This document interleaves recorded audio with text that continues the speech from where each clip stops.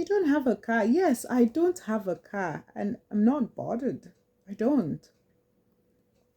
In 2022, I was driving and I saw a car I really liked, SUV, and I was telling God just aloud, I really wish I want to buy this car. I really wish I could have this car, dear God, dear God. And indeed, he gave me that car. The next, I don't know how many days after, the kabu kabu, the chenkwanche, the jalopy I was driving stopped working. Well, I tried to drive it that morning, it didn't work. So I said to myself, oh, let me go and buy that car that God that I talked about. Lo and behold, I got to the car stand. I did get the car. I started driving it, and I was feeling fly. Like I just got this new car. I've arrived. You know what it is? I drove the car for like a year. Then January 2023. The beginning of the year, I was praying and talking to God, and I think I heard something, but I didn't want to hear it very well. Sell that car you have. Eh? In fact, I even wanted to upgrade the car. That was my own mind. This one I want to upgrade to brand new. This is what I want to upgrade my car. And what I was hearing in my spirit that I didn't want to hear very well was, I want you to sell that car. I didn't hear well again, no, you see. But the more I fought that voice, the more it was getting, I don't know what's the English. It was consistent. So everything I was doing to buy another car was not working. Everything I was doing to buy another car wasn't working. So eventually, I returned the car back for them to sell it. And the story behind that one, whatever transpired there, I'll tell it another day.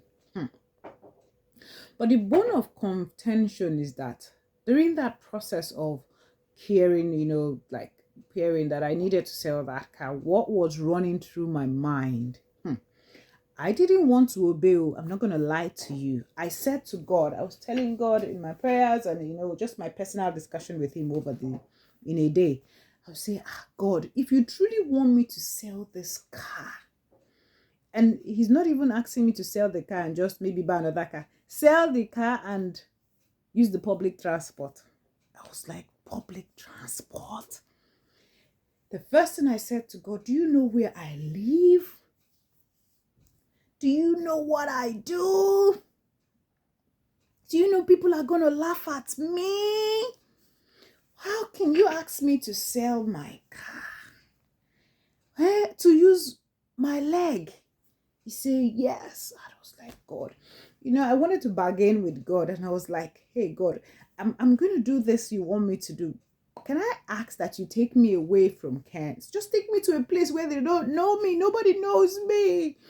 And I would do it. I would gladly walk on my foot and be happy. I spent from January to March 3 months debating and arguing with God back and forth. Am I going to do that? Am I not going to do that?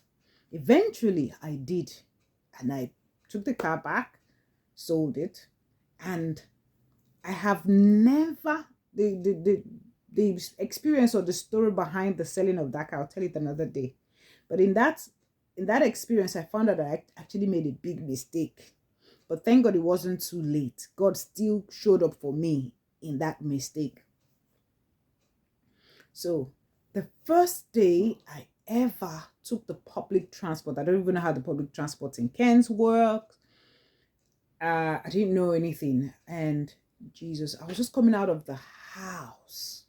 The fresh air, the aura, the natural environment, the freedom. Oh my God, I was so elated at what I felt.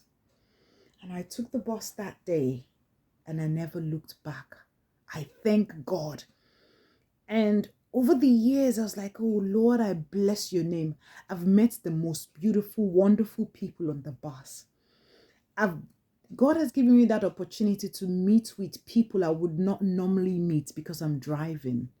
People on the streets, people I can connect with, people that share the same minds, even people that are struggling with different things, and you just get the chance. They will just ask you, could you pray for me? Can you talk to me about this? And they tell me things that they will not normally tell people, and I ask them when we finish, and I ask them, do you want me to pray for you? They're like, yes, I do need that prayer. And I can't count the number of lives that have been touched, and my own life as well. So I thank you, God, that I obeyed. It's not easy. My pride set in. I wanted not to. I didn't want to do that, but I eventually did. And it's one of the best experiences I've ever had. I've been taking the bus ever since then. I don't drive, and I walk to wherever I'm going to. Just the freedom of life. I've never had peace like any other thing. Like my peace. And I get time to do other things I love to do, which is another story for another day. So, and that's it. Whatever the Lord is, why did I tell you this story? Whatever the Lord is telling you to do, and you're sure you're hearing the voice of God, follow through, obey it. You will never regret it. The God who made you and I knows what's best for you. His word says in Jeremiah 29:11, I alone know the thoughts I have for you, thoughts of good and not of evil, to bring about the future you hope for. I'm telling my story today to you to encourage you to take that bold step. It may not be convenient. It may be so annoying, full of, oh my God, where do I start from? But I can tell you, behind it is one of the best experiences you will ever have. Trust me.